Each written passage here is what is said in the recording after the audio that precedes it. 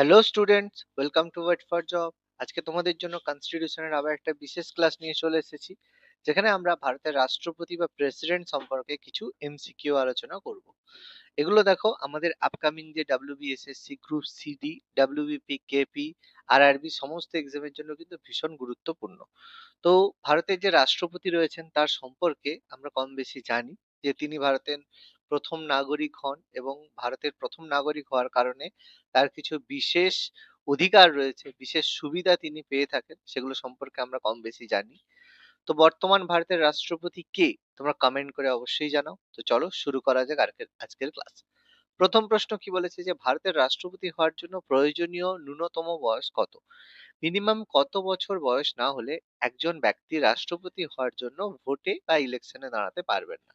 চারটে অপশন রয়েছে: 21 বছর, 35 বছর, 25 বছর এবং 30 বছর। তা প্রত্যেকেই আমরা জানি যে রাষ্ট্রপতি হওয়ার জন্য যে ন্যূনতম বয়স সেটা হচ্ছে 35 বছর। মিনিমাম 35 এজ না হলে কেউ কিন্তু রাষ্ট্রপতি হতে পারবে না। কেউ যদি 25 বছর বয়স হয় তাহলে সে বিধানসভা বা লোকসভার সদস্য মানে এমএলএ বা এমপি হতে পারে। আর রাজ্যসভার সদস্য হওয়ার জন্য তাকে ন্যূনতম 30 বছর বয়স্ক হতে হবে। আর পঞ্চায়েতের সদস্য হওয়ার জন্য তাকে ন্যূনতম 21 বছর বয়স্ক হতে হবে। তো প্রত্যেকটা চারটে অপশনই আমি আলোচনা করে দিলাম যে কোন বছরটা কার জন্য রয়েছে। তোমরা কমেন্ট করে জানো যে ভোট দেওয়ার জন্য ন্যূনতম কত বছর বয়স প্রয়োজনীয়। পরবর্তী প্রশ্ন: মৌলিক অধিকারগুলি স্থগিত করার আদেশ দিতে পারেন কে? আমাদের যে মৌলিক অধিকার বা ফান্ডামেন্টাল রাইটস রয়েছে, যেটা আমাদের সংবিধানের পার্ট 3 তে 12 থেকে 35 নম্বর আর্টিকেলের মধ্যে রয়েছে মৌলিক অধিকার বা ফান্ডামেন্টাল রাইটস গুলো, সেগুলো স্থগিত বা সাসপেন্ড করার আদেশ দিতে পারেন কে? চারটে অপশন রয়েছে। প্রথম বলেছে সংসদ মানে ইন্ডিয়ান পার্লামেন্ট। অপশন বি বলেছে সংসদের অনুমোদন সাপেক্ষে রাষ্ট্রপতি, মানে সংসদ যদি অনুমোদন দেয় সেই সাপেক্ষে রাষ্ট্রপতি আমাদের মৌলিক অধিকার স্থগিত করতে পারে। অপশন সি বলেছে সর্বোচ্চ আদালতের সুপারিশ ক্রমে রাষ্ট্রপতি, মানে আমাদের যে সুপ্রিম কোর্ট রয়েছে তিনি যদি সুপারিশ করেন তখন রাষ্ট্রপতি করতে পারে। অপশন ডি বলেছে মন্ত্রিসভার অনুমোদনে রাষ্ট্রপতি। মন্ত্রিসভা আমাদের যে কাউন্সিল অফ মিনিস্টার রয়েছেন, মানে প্রধানমন্ত্রীর নেতৃত্বে যে মন্ত্রী পরিষদ গঠিত হয় তাদেরকে একসাথে মন্ত্রিসভা বলা হয়। তো সেই মন্ত্রিসভার অনুমোদনে রাষ্ট্রপতি। তো কি হবে অ্যান্সার? দেখো প্রত্যেকে আমরা এটা সম্পর্কে জানি যে মৌলিক অধিকার স্থগিত করার আদেশ দিতে পারেন কেবলমাত্র রাষ্ট্রপতি। আর্টিকেল 358 এবং 359 এর মাধ্যমে 358 নম্বর এবং 359 নম্বর আর্টিকেলের মাধ্যমে রাষ্ট্রপতি কিন্তু পারে একমাত্র মৌলিক অধিকার স্থগিত করতে। কিন্তু সেই মৌলিক অধিকার রাষ্ট্রপতি নিজের ইচ্ছে মতো স্থগিত করতে পারেন না, তার জন্য প্রয়োজন সংসদ বা পার্লামেন্টের অনুমোদন। তো এক্ষেত্রে অ্যান্সার হচ্ছে অপশন বি। আশা করি বোঝা গেল। চলো পরবর্তী প্রশ্নে যাওয়া যাক। পরবর্তী প্রশ্নে যাওয়ার আগে আমাদের চ্যানেল ওয়েট ফর জব থেকে তোমরা পাচ্ছ দুটো বিশেষ স্টাডি মেটেরিয়াল। প্রথম বইটা বিষয়ভিত্তিক এমসিকিউ জিকে বই, যেখানে তোমরা পাচ্ছ ইতিহাস, ভূগোল, বিজ্ঞান, রাষ্ট্রবিজ্ঞান, অর্থনীতি, সাধারণ জ্ঞানের এমসিকিউ উইথ এক্সট্রা ইনফরমেশন। আর ম্যাথমেটিক্স বইতে তোমরা পাচ্ছ প্রত্যেকটা চ্যাপ্টারের অধ্যায় ভিত্তিক সমাধান সহ সাজেশন এবং তার সাথে সাথে প্র্যাকটিস সেট। দুটো বই তোমরা মাত্র 250 টাকায় বাড়িতে বসে ফ্রি হোম ডেলিভারি পেয়ে যাবে। তাহলে আজকেই নিচে দেওয়া হোয়াটসঅ্যাপ নাম্বারে তোমরা যোগাযোগ করে নাও এবং ডেসক্রিপশন বক্স থেকে তোমরা পিডিএফ কেনার লিঙ্ক পেয়ে যাবে। এই দুটো বই আপকামিং ডাব্লিউবিপি কেপি এক্সামের জন্য কিন্তু ভীষণ ভীষণ গুরুত্বপূর্ণ রয়েছে। তাহলে আর দেরি না করে আজকে স্টাডি মেটেরিয়াল গুলো পারচেজ করে নাও। চলো পরবর্তী প্রশ্নে যাওয়া যাক। কোনো ভারতীয় নাগরিককে দেশের সর্বোচ্চ আদালত মৃত্যুদণ্ড দিল কি তাকে ক্ষমা করতে পারেন? ক্ষমা প্রদর্শনকে পার্ডনিং পাওয়ার বলা হয়, পার্ডন করতে পারেন। চারটে অপশন রয়েছে: প্রধানমন্ত্রী, রাষ্ট্রপতি, লোকসভার অধ্যক্ষ মানে যে স্পিকার হয়, উপরাষ্ট্রপতি, ভাইস প্রেসিডেন্টের কথা বলা হচ্ছে। তো দেখো মৃত্যুদণ্ড যেটাকে আমরা বলে থাকি, যেটা যে মৃত্যুদণ্ড দেওয়া হয় সেন্টেন্স অফ ডেথ, সেটাকে ক্ষমা বা পার্ডন করতে পারেন কিন্তু একমাত্র রাষ্ট্রপতি। রাষ্ট্রপতি ছাড়া কিন্তু পার্ডনিং পাওয়ার কারণেই মনে রাখবে পার্ডনিং পাওয়ার কিন্তু রাজ্যপালেরও রয়েছে, কিন্তু মৃত্যুদণ্ডের ডেথ পার্ডন সেটা কিন্তু শুধুমাত্র রাষ্ট্রপতি করতে পারে। এক্ষেত্রে আরেকটা বিষয় মনে রাখবে, যদি কোনো সময় রাষ্ট্রপতি না থাকেন তার জায়গায় উপরাষ্ট্রপতি রাষ্ট্রপতির দায়িত্ব পালন করেন, বা তিনি না থাকলেও ভারতের সুপ্রিম কোর্টের প্রধান বিচারপতি সেই দায়িত্ব পালন করেন। কিন্তু এইরকম কোনো অ্যাক্টিং প্রেসিডেন্ট মানে উপরাষ্ট্রপতি রাষ্ট্রপতি থাকা অবস্থায় বা প্রধান বিচারপতি রাষ্ট্রপতি থাকা অবস্থায় তারা কিন্তু ডেথ পার্ডন কখনো করতে পারেন না। শুধুমাত্র কোনো শাস্তিকে কমাতে তারা পারে। ডেথ পার্ডনিং অনলি রাষ্ট্রপতি যিনি ইলেক্টেড ভাবে এসেছেন ফুল টার্মে, তিনি ছাড়া আর কেউ করতে পারেন না। মাথায় রাখবে, এই জিনিসটা খুবই গুরুত্বপূর্ণ। পরবর্তী প্রশ্ন, ভারতের রাষ্ট্রপতি নিম্নলিখিত কোন সম্প্রদায়ের দুজন প্রতিনিধিকে লোকসভার সাংসদ রূপে মনোনীত করতে পারেন? চারটে অপশন রয়েছে: অ্যাংলো ইন্ডিয়ান, বৌদ্ধ, ভারতীয় খ্রিস্টান এবং পার্সি। তো প্রত্যেকেই জানি যে লোকসভায় দুজন অ্যাংলো ইন্ডিয়ান সদস্য, মানে অপশন এ, অ্যাংলো ইন্ডিয়ান সদস্যকে রাষ্ট্রপতি মনোনীত করতে পারেন। কিন্তু 2020 সালে এই যে রেস্ট্রিকশন বা এই যে রিজার্ভেশন, এটা কিন্তু তুলে নেওয়া হয়েছে। অর্থাৎ বর্তমানে কিন্তু আর অ্যাংলো ইন্ডিয়ানদের জন্য কোনো রিজার্ভেশন ব্যাপারটা নেই। এবার কেন করা হয়েছিল অ্যাংলো ইন্ডিয়ানদের জন্য রিজার্ভেশন, এই সম্পর্কে হিস্ট্রি রয়েছে। তোমরা যদি এটা সম্পর্কে জানতে চাও তাহলে কমেন্ট করো, আমরা এটা সম্পর্কে তোমাদের জন্য একটা ক্লাস অবশ্যই দেব। পরবর্তী প্রশ্ন, ভারতের রাষ্ট্রপতি নির্বাচিত নিম্নলিখিত উপায়ে নির্বাচিত হন। কোন উপায় নির্বাচিত হন? অপশন এ, প্রত্যক্ষভাবে জনগণের মাধ্যমে, মানে জনগণ ভোট দিবে, সেই ভোটের মাধ্যমে রাষ্ট্রপতি নির্বাচন হবে। অপশন বি বলছে পার্লামেন্টের উভয় কক্ষের এবং রাজ্য আইনসভার উভয় কক্ষের নির্বাচিত সদস্য বৃন্দ নিয়ে গঠিত নির্বাচন সংস্থা, যেটাকে ইলেকটোরাল কলেজ বলা হচ্ছে। অপশন সি বলছে পার্লামেন্টের দুই কক্ষ দ্বারা যৌথভাবে, মানে লোকসভা রাজ্যসভা যৌথভাবে। অপশন ডি বলছে কোনোটিই না। দেখো, আমরা প্রত্যেকেই জানি রাষ্ট্রপতি নির্বাচনে ভোট দিতে পারে পার্লামেন্টের উভয় কক্ষ, মানে লোকসভা রাজ্যসভা নির্বাচিত সদস্য এবং রাজ্যের যে আইনসভা মানে বিধানসভা নির্বাচিত সদস্য, এদেরকে নিয়ে গঠিত হয় ইলেকটোরাল কলেজ। এরাই কিন্তু ভোট দিতে পারে। তো অ্যাকর্ডিং টু অপশন আমরা বি পাচ্ছি, যে পার্লামেন্টের উভয় কক্ষ এবং রাজ্য আইনসভার উভয় কক্ষের নির্বাচিত সদস্যবৃন্দকে নিয়ে নির্বাচনী সংস্থা বা ইলেকটোরাল কলেজের দ্বারাই কিন্তু রাষ্ট্রপতি ইনডাইরেক্ট বা অপ্রত্যক্ষভাবে নির্বাচিত হয়ে থাকে। প্রত্যক্ষভাবে জনগণের দ্বারা নির্বাচিত হন এমএলএ এমপিরা, মানে পার্লামেন্টের লোকসভার সদস্য আর রাজ্য আইনসভার বিধানসভার সদস্য, এরা জনগণের দ্বারা প্রত্যক্ষভাবে নির্বাচিত হন। পরবর্তী প্রশ্ন, কোন বিলে রাষ্ট্রপতি সম্মতি দিতে বাধ্য থাকেন? অর্থাৎ কোন বিলে রাষ্ট্রপতি সম্মতি দেওয়া বাধ্যতামূলক?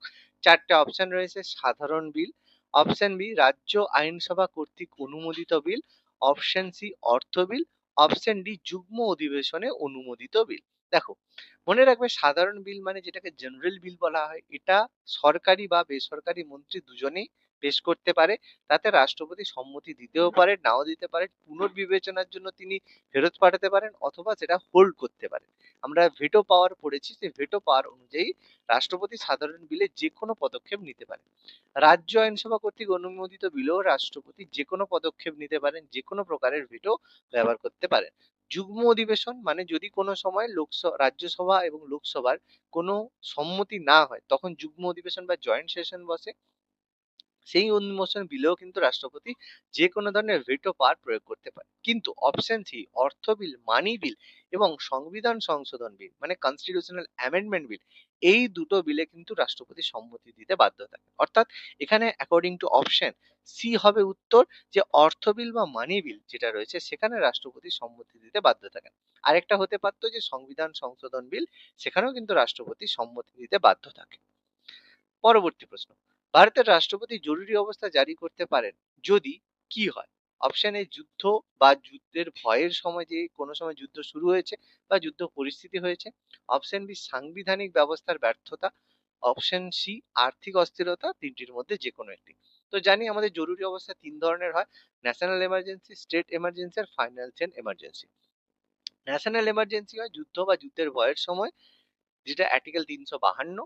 সাংবিধানিক ব্যবস্থার ব্যর্থতা মানে যেটাকে রাজ্য জরুরি অবস্থা বা সাংবিধানিক অচলাবস্থা বলা হয়, এটা আমাদের স্টেট এমার্জেন্সি আর্টিকেল 356। আর আর্থিক অবস্থা, আর্থিক জরুরি অবস্থা 360। অর্থাৎ এক্ষেত্রে উত্তর হবে অপশন ডি, তিনটির মধ্যে যে কোনো একটিতেই রাষ্ট্রপতি জরুরি অবস্থা জারি করতে পারে। পরবর্তী প্রশ্ন, রাষ্ট্রপতির বিরুদ্ধে ইমপিচমেন্ট প্রস্তাব, যে পদচ্যুতির প্রস্তাব উত্থাপনের জন্য সংসদে যে কোনো কক্ষের কমপক্ষে কত শতাংশের সমর্থন প্রয়োজন? 5%, 10%, 20% না 25%? দেখো, মনে রাখবে যে ইমপিচমেন্ট প্রস্তাব উত্থাপনের জন্য প্রথমে কিন্তু 14 দিন আগে একটা নোটিশ দিতে হয়, যে হঠাৎ করে তুমি রাষ্ট্রপতির বিরুদ্ধে ইমপিচমেন্ট প্রস্তাব আনতে পারো না। 14 দিন পূর্বে তোমাকে কিন্তু নোটিশ দিতে হবে। তো নোটিশ দেওয়ার পরে মিনিমাম 25% সদস্য যদি সমর্থন করে, তখন বিলটা উত্থাপন হবে। এরপর 2/3 মেজরিটি 2/3 সদস্য যদি তাতে সম্মতি দেয়, তখন সেটা পরবর্তী কক্ষে যায় এবং সেখানে যদি 2/3 মেজরিটি পাস হয়, তারপরে কিন্তু ইমপিচমেন্ট হয়। অর্থাৎ ইমপিচমেন্ট প্রস্তাব উত্থাপনের জন্যই প্রথমে 25% সমর্থন প্রয়োজন এবং 14 দিন আগে নোটিশ। এই দুটো পসিবল হলে তখনই কিন্তু ভোটাভুটি হয়, তার আগে কিন্তু হয় না। পরবর্তী প্রশ্ন, কেন্দ্রীয় মন্ত্রীদের মধ্যে দপ্তর বন্টন করেন কে? এই যে দপ্তর বন্টন, এটাকে বলা হয় পোর্টফোলিও সিস্টেম। তো এটা লর্ড ক্যানিং ভারত শাসন আইন 1858 এর পরে 1961 সালে যখন কাউন্সিল অ্যাক্ট হয়, তার মাধ্যমে তিনি কিন্তু এটা চালু করা হয়েছিল। তো এই যে দপ্তর বন্টন বর্তমান দিনেও হয়ে থাকে। কে বন্টন করেন? চারটে অপশন রয়েছে: প্রধানমন্ত্রী পরামর্শ অনুযায়ী রাষ্ট্রপতি, প্রধানমন্ত্রী, রাষ্ট্রপতি আর প্রধানমন্ত্রী পরামর্শ অনুযায়ী লোকসভার সদস্য। মনে রাখবে, দপ্তর বন্টন করার অধিকার একমাত্র রাষ্ট্রপতির রয়েছে, কিন্তু রাষ্ট্রপতি নিজের ইচ্ছে মতো দপ্তর বন্টন করতে পারেন না। তিনি প্রধানমন্ত্রীর পরামর্শ অনুযায়ী দপ্তর বন্টন করেন। অর্থাৎ এক্ষেত্রে অপশন এ হবে আমাদের কারেক্ট উত্তর। পরবর্তী প্রশ্ন, রাষ্ট্রপতি নির্বাচন পদ্ধতি কিভাবে হয়ে থাকে? চারটে অপশন রয়েছে: প্রাপ্তবয়স্ক নাগরিকদের দ্বারা গোপন ভোটের মাধ্যমে প্রত্যক্ষ নির্বাচন, অপশন বি আনুপাতিক প্রতিনিধিত্ব, অপশন সি একক হস্তান্তরযোগ্য ভোট দ্বারা সমানুপাতিক প্রতিনিধিত্ব, অপশন ডি কোনোটিই না। মনে রাখবে, রাষ্ট্রপতি নির্বাচন প্রত্যক্ষ নির্বাচন হয় না, পরোক্ষ নির্বাচন হয়। সেক্ষেত্রে অপশন এটা আমাদের ভুল হচ্ছে।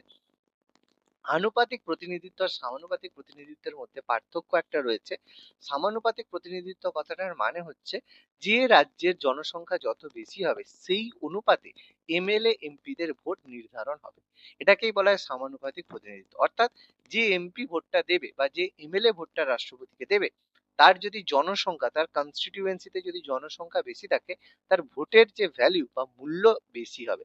সেটাই সমানুপাতিক প্রতিনিধিত্ব বলা হয়ে থাকে। তো সেই কারণে উত্তর এখানে অপশন সি হবে, একক হস্তান্তরযোগ্য ভোট দ্বারা সমানুপাতিক প্রতিনিধিত্ব। পরবর্তী প্রশ্ন, সংবিধানের কোন ধারায় বলা হয়েছে যে ভারতে একজন রাষ্ট্রপতি থাকবে? দেখো, রাষ্ট্রপতি post creation article option A 52, 52 নম্বর ধারা অনুযায়ী ভারতের রাষ্ট্রপতি পদের সৃষ্টি করা হয়েছে। রাষ্ট্রপতির পদপ্রার্থীর মনোনয়ন পত্র কতজন নির্বাচক দ্বারা সমর্থিত হতে হবে? দেখো, এক্ষেত্রে মনে রাখবে যে কোরাম কোরাম হয় 50 জনের কোরাম হয়, কারণ 500 জন প্রায় অ্যাপ্রক্স 543 সদস্য হয়, তার 10% মানে 50%। তাহলে 50 জন যদি নির্বাচক সমর্থন করে, তাহলে তাহলে সেই মনোনয়ন পত্র সমর্থিত হবে এবং আর অন্য 50 জনকে তাতে ভোট দিতে হবে। মানে টোটাল 100 জন হয় যাদের দ্বারা হয়। কিন্তু প্রশ্ন এখানে অপশন ডি কিন্তু করা যাবে না। কেন বলছে মনোনয়নপত্র কতজন নির্বাচক দ্বারা সমর্থিতের কথা বলা হয়েছে? এখানে নমিনেটেড কথা কিন্তু বলা হয়নি। অর্থাৎ 50 জন এটাকে নমিনেট করবে, অন্য 50 জন সমর্থন করবে। এখানে শুধু সমর্থনের কথা বলা হয়েছে বলে 50, কিন্তু এই মনোনয়নপত্র পেশ করতে গেলে ন্যূনতম 100 জনের কিন্তু সম্মতি প্রয়োজন। সংবিধানের কত নম্বর ধারায় রাষ্ট্রপতির ইমপিচমেন্ট বিষয়টি আলোচনা করা রয়েছে? দেখো, রাষ্ট্রপতির যে ইমপিচমেন্ট পদ্ধতি আর্টিকেল 61 এর মাধ্যমে আলোচনা করা হয়েছে। কে রাজ্যসভা এবং লোকসভার যৌথ অধিবেশন আহ্বান করেন? আমরা বললাম যে কোনো বিল নিয়ে যদি লোকসভা রাজ্যসভার মধ্যে ডিসপিউট হয়, তখন রাষ্ট্রপতি কি করেন? যৌথ অধিবেশনের আহ্বান করেন। তাহলে এক্ষেত্রে চারটে অপশন রয়েছে: লোকসভার স্পিকার, রাষ্ট্রপতি, রাজ্যসভার চেয়ারম্যান, অ্যাটর্নি জেনারেল। তো যৌথ অধিবেশনের আহ্বান করে থাকেন কিন্তু রাষ্ট্রপতি, কিন্তু সভাপতিত্ব করেন কিন্তু লোকসভার স্পিকার, কারণ লোকসভার সদস্য সংখ্যা বেশি। সেই কারণে লোকসভার স্পিকার এর সভাপতিত্ব করে থাকে। রাষ্ট্রপতির ভাষণ কে প্রস্তুত করেন? চারটে অপশন রয়েছে: প্রধানমন্ত্রী ও তার ক্যাবিনেট, রাষ্ট্রপতির বিশেষ সচিব, সাংসদ বিষয়ক মন্ত্রী, রাষ্ট্রপতির পছন্দের যে কোনো ক্যাবিনেট মন্ত্রী। মনে রাখবে, এটা তোমাদের প্রত্যেকেরই জানা প্রয়োজন, রাষ্ট্রপতি যে ভাষণ দেন সেটা কিন্তু প্রধানমন্ত্রী এবং তার ক্যাবিনেট যে ভাষণ প্রস্তুত করে দেন, সেটাই কিন্তু তাকে বলা হয়। অর্থাৎ তিনি তার নিজের মনের কথা তিনি কিন্তু বলতে কখনোই পারেন না। প্রাইম মিনিস্টার আর তার ক্যাবিনেট তাকে যে ভাষণটা তৈরি করে দেবে, তাকে কিন্তু সেটাই বলতে হবে। এটা কিন্তু প্রথম থেকে ছিল না। এটাকে রেস্ট্রিক্টেড করেছেন আমাদের সবচেয়ে প্রিয় প্রধানমন্ত্রী জওহরলাল নেহেরু। দুর্ভাগ্যের বিষয় এটাই যে রাষ্ট্রপতির ক্ষমতা তিনি সম্পূর্ণভাবে খর্ব করেছেন। তাহলে আজকের ক্লাসটা কেমন লাগলো তোমরা অবশ্যই কমেন্ট করে জানিও, এবং এই ধরনের আরো ক্লাস পেতে আমাদের চ্যানেল ওয়েট ফর জবকে সাবস্ক্রাইব করতে ভুলো না। ধন্যবাদ।